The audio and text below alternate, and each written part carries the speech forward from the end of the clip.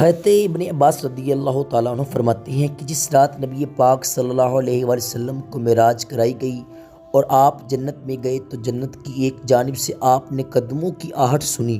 آپ نے پوچھا جبریل یہ کیا ہے؟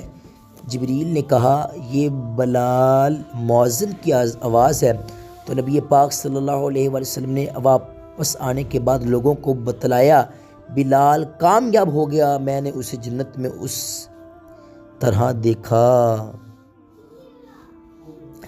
نبی پاک صلی اللہ علیہ وسلم نے صبح کو جب یہ بیان کیا کہ وہ رات کو اس طرح مسجد اقصیٰ گئے اور وہاں سے آسمانوں پر گئے تو بہت سے لوگوں نے اس پر یقین نہیں کیا، حتیٰ کہ بعض نئے ایمان لانے والے بھی یہ واقعہ سن کر ایمان سے پھر گئے اور دوڑے دوڑے حضرت ابوبکر کے پاس گئے اور کہا تم نے سنا تمہارے ساتھی پیغمبر یعنی کہ حضرت محمد صلی اللہ علیہ وسلم نے دعویٰ کیا کہ وہ آج کی رات بیت المقدس کی سیر کر کے آئی ہیں۔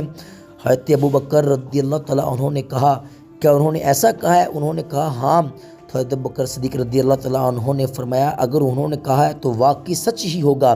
لوگوں نے کہا کیا تم اس بات کی تصدیق کرتے ہو کہ وہ رات کو بیت المقدس گئے اور صبح ہونے سے پہلے ہی واپس بھی آ گئے؟